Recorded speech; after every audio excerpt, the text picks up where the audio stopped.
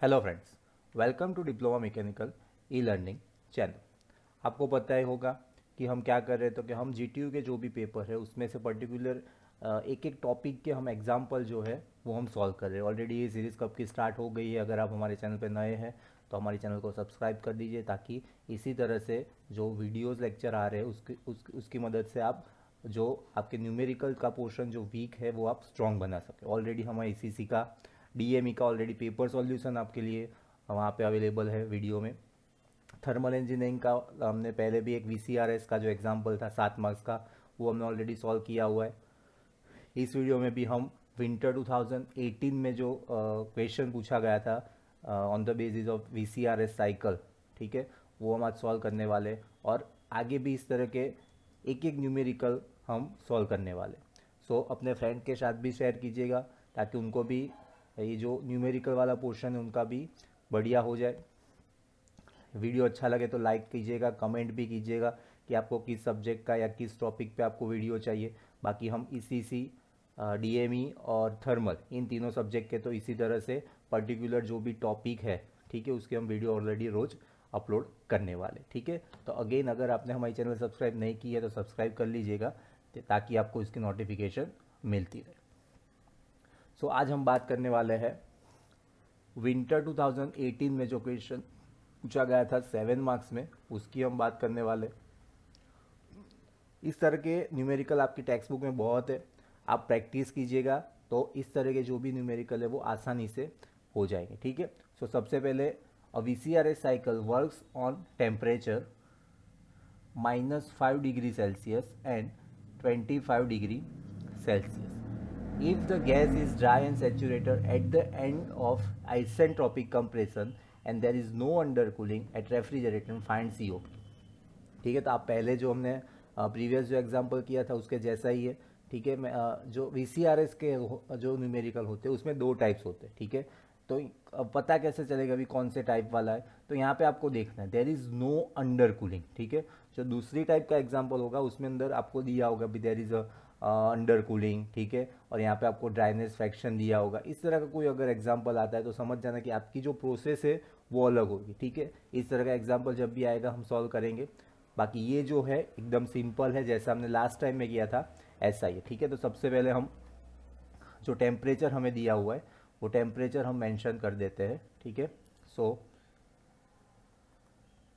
Given data, मैंने बोला था कि जो भी टेम्परेचर लोअर होगा उसको हम बोलेंगे T1। सो यहाँ पे लोअर टेम्परेचर कौन सा है, -5 degree. So T1 is equal to -5 degree Celsius and T2 is your 25 degree Celsius. So आपको ऑलरेडी पता है कि भाई इस तरह का जब भी न्यूमेरिकल आए तो सबसे पहले आपको जो TS डायग्राम है वो आपको ड्रॉ कर देना। तो यहाँ पे आप देख सकते हो कि जो TS डायग्राम है वो यहाँ पे ड्रॉ किया हुआ है, ठीक है। सो अब मैंने लास्ट लेक्चर में लास्ट जो वीडियो था उसके अंदर भी मैंने आपको बोला था कि भाई TS डायग्राम अगर आता है तो उसकी प्रॉपर एक सिस्टम होती है, उसी हिसाब से आपको ड्रॉ कर देना है। तो ठीक है, तो यहाँ पे भी आप देखिएगा ये है हमारा टेम्परेचर T और ये है यहाँ पे S, ठीक है।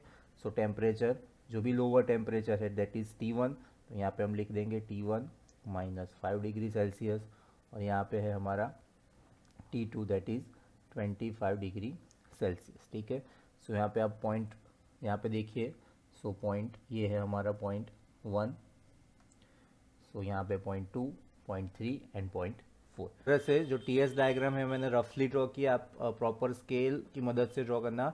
यहाँ पे ड्रॉ करने का इंटेंस एक ही था कि आपको पता चले कि ये जो कर्व है, ठीक है, तो वो 2 पॉइंट पे भी पास होना चाहिए। आप यहाँ पे देख सकते हो 2 पॉइंट में से ही पास हो रहा है और 3 नंबर से ही पास हो रहा है, 1 और 4 में से वो पास नहीं हो रहा। तो आपको भी इसी तरह से ड्रॉ करना है, ठीक है। तो ये चीज़ आप ध्यान रखना, ठीक है।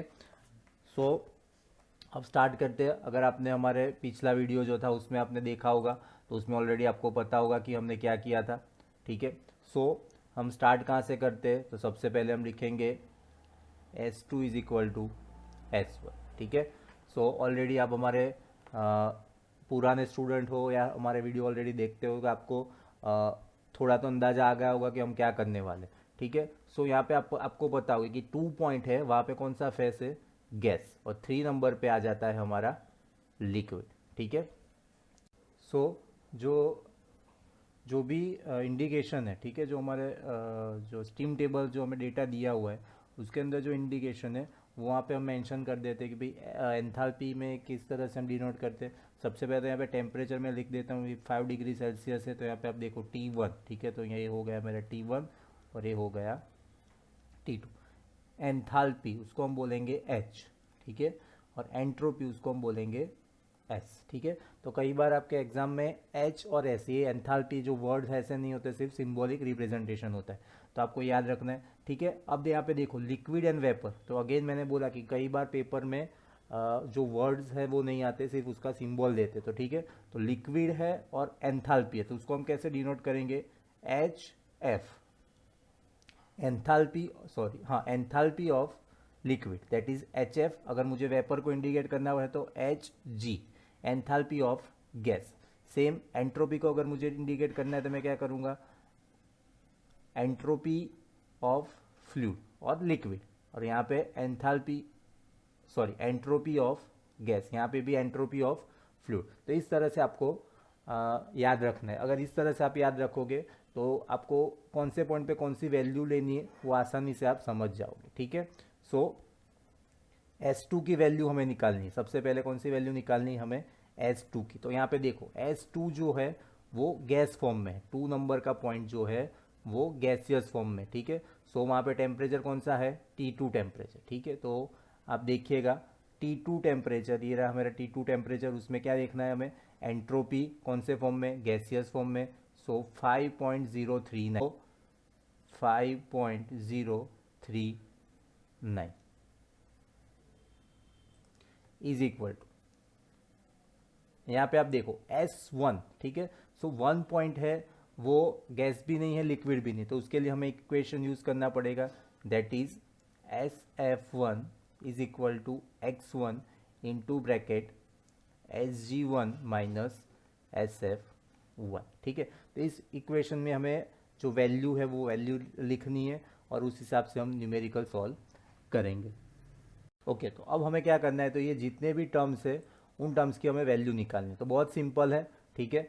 सो SF1, ठीक है, तो इसको आपको मीनिंग समझना है, मैंने अभी आपको समझाया था। एफ बोले तो लिक्विड और एस बोले तो एंट्रोपी, और कौन से फेज पे देखना है, 1 नंबर पे, ठीक है।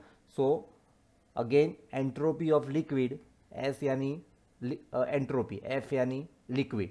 सो पॉइंट 1 पे हमें एंट्रोपी देखनी है लिक्विड फेज में, ठीक है। सो पॉइंट 1 है हमारा -5 डिग्री सेल्सियस, सो हमें देखना है एंट्रोपी, सो वो उसकी वैल्यू है 0.630, ठीक है। जो टेम्परेचर T1, एंट्रोपी और लिक्विड, तो उसकी वैल्यू आ जाती है 0.630। सो यहाँ पे हम वैल्यू लिख देते, देयरफॉर ये तो ऐसा ही रहेगा, 5.039 इज इक्वल टू SF1 की जो वैल्यू है वो है 0.630। उसके बाद x1 ऐसे ही रहने देते हैं क्योंकि x1 की वैल्यू तो हमें निकालनी है। उसके बाद देखो SG1, उसको हम क्या बोलेंगे, तो entropy of gas at point 1, ठीक है। अगर आप ये जो SG1 उसको इस तरह से सेपरेट करके बोलने लगोगे तब समझ जाओ कि आपका जो न्यूमेरिकल है बहुत ईजी हो जाएगा, ठीक है। Entropy of gas at point 1, ठीक है। सो पॉइंट 1, ओके, उसमें हमें क्या देखना है, एंट्रोपी, और वेपर फॉर्म में दैट इज गैस 5.407, तो उसकी वैल्यू यहाँ से आपको लेनी है 5.407, ठीक है। SF1 ऑलरेडी यहाँ पे आपने लिखा हुआ है, सो उसकी वैल्यू यहाँ पे लिख देते 0.630, ठीक है। तो एकदम इजी है, अब तो सिर्फ आपको क्या करना है, सिंपल कैलकुलेशन करोगे तो अपने आप x1 की वैल्यू आ जाएगी, ठीक है। तो हम पहले क्या करेंगे, इन दोनों का माइनस करेंगे, ठीक है। बाकी चीज़ ऐसे लिखते हैं, 5.039 is equal to 0.630 plus x1, इन दोनों का माइनस करेंगे तो आंसर आएगा 4.777, ठीक है। अब हमें कौन सी वैल्यू निकालनी है, x1 की वैल्यू निकालनी। तो सबसे पहले हम क्या करेंगे, ये जो वाला टर्म है, ठीक है, इसको हम लेफ्ट साइड ले आएंगे, और आपको पता है कि हम इसको लेफ्ट साइड ले आएंगे तो साइन क्या हो जाएगी, चेंज हो जाएगी। So 5.039 minus 0.630 is equal to x1 into 4.777, ठीक है। हर एक स्टेप मैं स्टेप बाय स्टेप आपको दिखा रहा हूँ, ठीक है, ताकि आपको कहीं भी कोई डाउट ना रहे। अगर फिर भी आपको डाउट रहता है तो आप कमेंट बॉक्स में कमेंट कीजिएगा ताकि मुझे पता चले, ठीक है। तो अभी हमें क्या निकालना है, x1 की, तो x1 के साथ ही मल्टीप्लिकेशन है तो ये पूरा टर्म नीचे चला जाएगा डिवाइड के अंदर, तो हम लिख देंगे यहाँ पे x1 इक्वल टू, ठीक है, जो ऊपर का टर्म था 5.039 माइनस 0.630, ठीक है। देखो वो टर्म तो हमने ऐसे का ऐसा ही रहने दिया, और ये जो 4.777 है वो इसके नीचे आ जाएगा 4.777, ठीक है। सो हम क्या करेंगे, ये जो ऊपर वाला है उनको हम माइनस करेंगे, ठीक है, वो तो आपको कैलकुलेटर में आता ही होगा। उसका माइनस आएगा 4.409 अपॉन 4.777, तो इन दोनों का आप डिवाइड करोगे with the help of calculator तो वो आ जाएगा आपका 0.923। सो x1 इज इक्वल टू 0.923, ठीक है। सो ये हो गया हमारा x1, ठीक है। सो x1 यहाँ पे आ गया, ठीक है। अब क्या करना है आपको ऑलरेडी पता है कि जिस तरह हमने एंट्रोपी के लिए ये इक्वेशन यूज़ किया, सेम आपको अब एंथैल्पी के लिए यूज़ करना है। सो अब हम सेम इक्वेशन यूज़ करेंगे, चेंज क्या हो जाएगा, चेंज जो होगा वो आ जाएगा, ये इक्वेशन हमें यूज़ करना है, पर यहाँ पे एस है मतलब एंट्रोपी, उसकी जगह पे हम क्या लिखेंगे, एच, ठीक है। और हमें x1 की वैल्यू मिल गई, so h1 is equal to hf1 plus x1 into bracket hg1 minus hf1, ठीक है। तो वही इक्वेशन है, सिर्फ आपने क्या किया, तो एंट्रोपी की जगह पे एंथैल्पी लगा दिया, तो ठीक है। तो अगेन आपको इसका सेपरेट करके बोलोगे तो क्या बोलोगे, एंथैल्पी ऑफ फ्लूइड और liquid, enthalpy of liquid at point 1, ठीक है। सो पॉइंट 1 पे हमें क्या निकालना है, एंथैल्पी, किस फॉर्म में, लिक्विड फॉर्म में, तो ये रही उसकी वैल्यू 158.2। तो यहाँ पे लिख देंगे हम 158.2, x1 की वैल्यू हमने यहाँ पे निकाली 0.923 into bracket Hg1 enthalpy of gas at point 1, okay. So enthalpy of gas at point 1, gas यानी वेपर 1439, तो उसकी वैल्यू यहाँ पे लिख देंगे 1439 माइनस HF1 ऑलरेडी यहाँ पे हमने लिखा हुआ है 158.2, ओके। सो बहुत ही ईजी था, ठीक है। यहाँ तक आप, आई होप कि आपका जो भी होगा वो सब आपने क्लियरली पता चल गया होगा। सो जैसे उसमें हमने सॉल्व किया था उसी तरह से हम क्या करेंगे, इन दोनों का पहले माइनस करेंगे, बाकी चीज़ जो है वो ऐसे ही रहने देते। 158.2 प्लस 0.923, इन दोनों का माइनस करेंगे तो आंसर आ जाएगा 1280.8, ठीक है।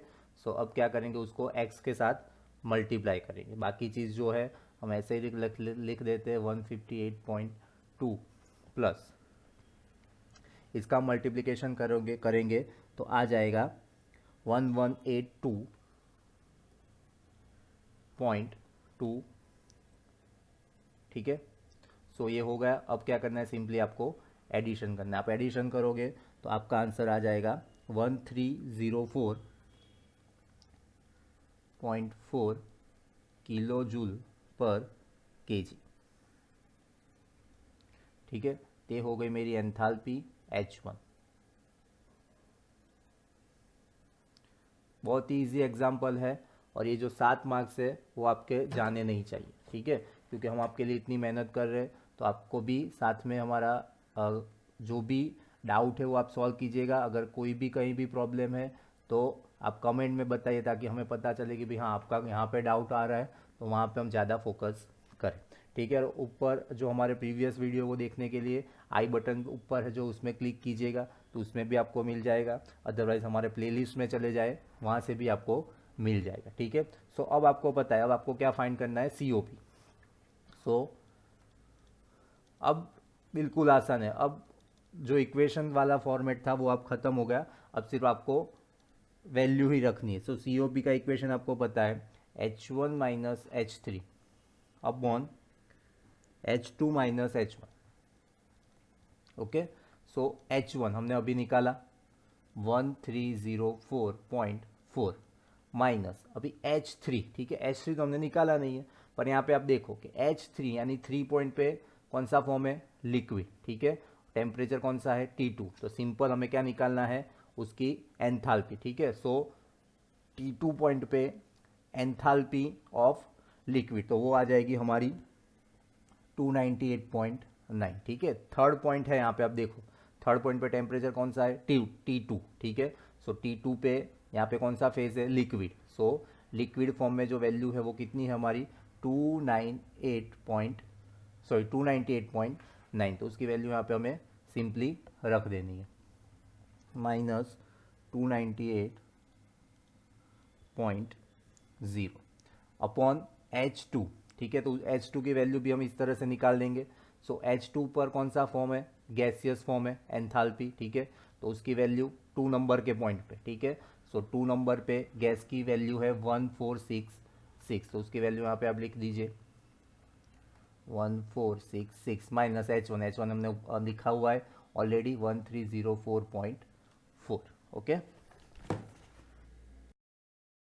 सो इन दोनों का हम ऊपर जो है उसका हम माइनस करेंगे, सो आंसर आ जाएगा उसका आपका 1041.5 अपॉन नीचे वाला का हम अगर माइनस करेंगे तो वो आ जाएगा 125.6 और फर्दर इनका हम डिवाइड करेंगे, सो 8.292, तो आपका जो COP का जो आंसर था वो आ गया आपका 8.292, ठीक है।